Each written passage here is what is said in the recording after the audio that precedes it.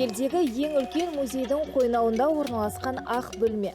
Алпауыт ағаш бокстар, есебі жоқ қабат-қабат қағаз бен поролондар. Мінсіз тазалық жағдайындағы арнайы тыңғылықты дайындық.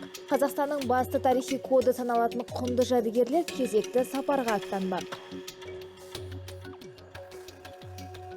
292 экспонат саяхатқа жол тартпақ. Тарихи маңызы зор, құны миллион теңгеге бағаланатын музей бұйымдары жуырда Солтүстік Македонияның астанасы Скопье қаласына жеткізіледі.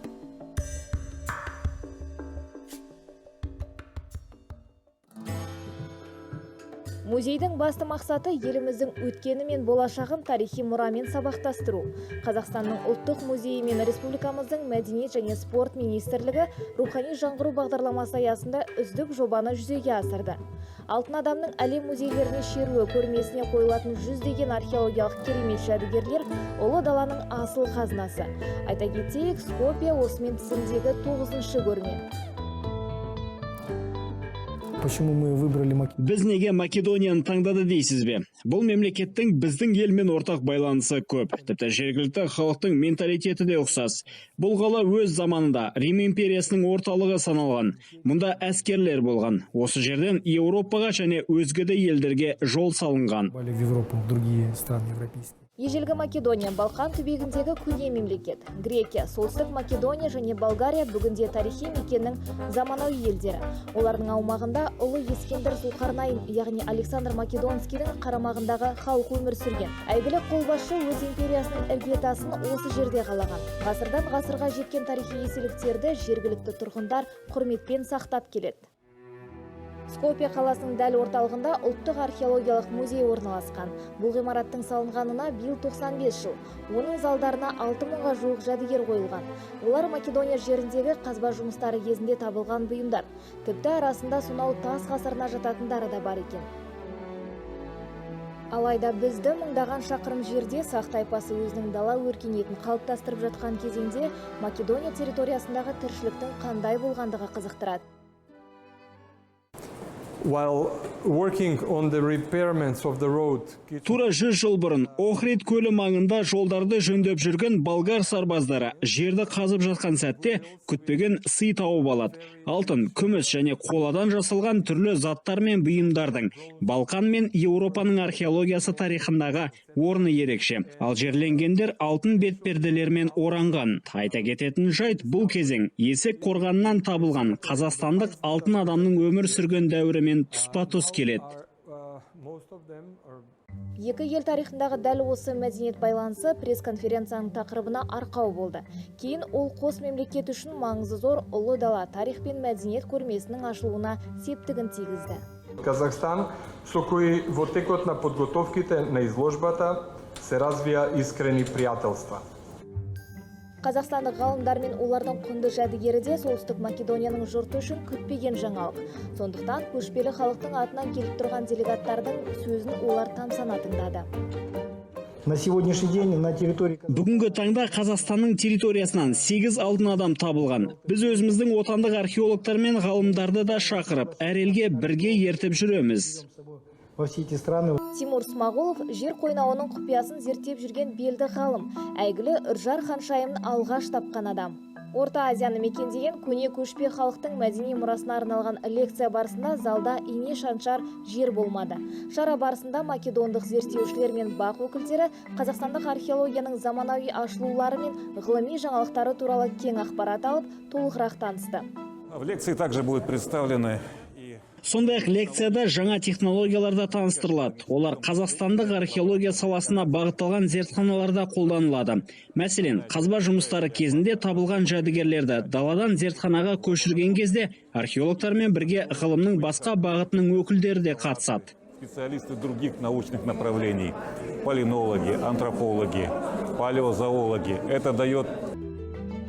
Кемел Ақышевтың 1969 жылы ашқан ұлы жаңалығының көне фотосуреттері үлкен қызығушылықты тудырған сөзсіз. Өйткені көрші залдың тұғырында орналасқан көрменің негізгі әрі басты жәдігері бірден көптің назарын ілікті. Бірнеше мың алтын қабыршақ пен бір-біріне ұқсамайтын заттармен жұмыс жасағанда, олар орнынан қозғалып кетпейтіндей, барлығын есептеп, 100 жылдық шаңдарды абайлап, сүртіп, өте мұқият болу керек. Мұның барлығы тек бір фото жасау үшін ғана орындалатын жұмыстар. Экспозиция Қазақстан тарихында 5000 жылға созылған ботай мәдениетінен бастап 19 бен 20 ғасырға дейінгі уақытты қамтиды. Көрмеде жылқыны қолға үйрету тәсілі, түрлі ұлттық зергерлік бұйымдар, музыкалық аспаптар және этнография туралы деректерді көптеп кездестіруге болады. Десе де араларындағы ең құндысы алтын адам. Оның алтындармен тігілген киімімен жебе, қар барысы, арқар, тұлпар және құстармен безендірілген конус пішіндес бас киімі көпті таңдай қақтырды. Одан бөлек Қазақстанның басты символын әр кезеңде және түрлі өңірде табылған жәдігерлер топтамасы толықтырып тұр. Мұндағы басты мақсат көшпенділер мәдениетінің уақыты мен географиялық аумағының кең екенін көрсету. Жалпы көрмеге әкелген 52 атау алтын бұйымдарының кезеңі біздің заманымызға дейінгі 4-3 ғасырдан бастап, біздің заманымыздың 15 ғасырында аралығындағы уақытты қамтиды. Алтын жауынгердің киіміндегі асқан шеберлікпен жасалған бұйымдардан бастап, күміс әшекейлерге дейінгі көшпелі халықтың зергерлік өнері македондық зерттеушілердің үлкен қызығушылығын тудырды. Адамдар үнемі сұлулыққа, әдемілікке жақын ғой. Әсіресе қазақ халқы өзінің талғамы терең екенін дәлелдеді. Біз Охрид пен қазақстандық шеберлердің суреттерінен ұқсастықты бірден аңғардық. Охрид бұйымдарында да тура осындай элементтер кездеседі. Бұл біздің македондық оюлар. Кілемдерді тоқу өнерінде параллель келген оюлардан құралған кескіндер көп. Біз оларды килим деп атаймыз. Сондай-ақ колористика мен дизайнда да көп тұсымыз сәйкес келеді екен. Ғылыми сарапшы Тимур Смағұлов мұндай ұқсастықты тарихи заңдылыққа балап отыр.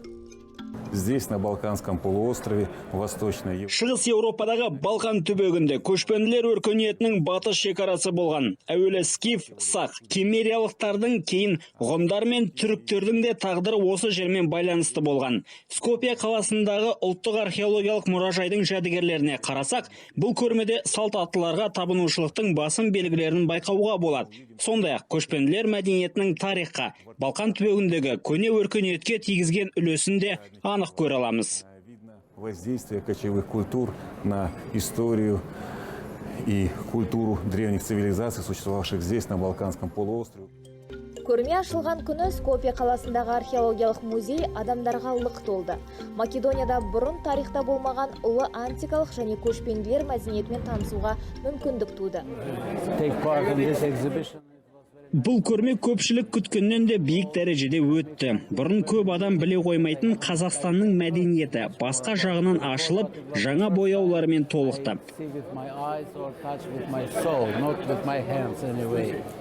Ұлы даланың музыкалық фольклоры Сазген саз этнографиялық ансамблі де үлкен әсер қалдырды. Олар қазақтың шығармаларымен қатар македондық әуендерді де жоғары деңгейде орындап берді.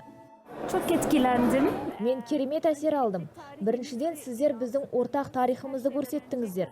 Сол үшін Қазақстан мен оның халқына шексіз алғысымды білдіремін. Сіздердің солтүстік Македонияның әдемілігін мұншалықты биік дәрежеде көрсеткендеріңізге өте қуаныштымыз. Өйткені бізге кезінде бабаларымыз қолданған әшекейлерді көруге мүмкіндік туды. Мұның барлығын өз көзімізбен көргенімізде сол уақытқа оралғандай болдым. Әлемдегі барлық музейлердің бұлжымас бір міндеті бар. Ол тарихқа қызмет ету. Қазақстанның халықаралық көрмелер жобасы да әртүрлі ұлттың өмір салтымен танысып, заманауи адамның шығу тегінің кілтін табуға жол ашатын негізгі қадам. Көшпенділер мәдениетінің құпиясын келесі болып Түркия, Малайзия және Грекия елдері тамашалайтын болады.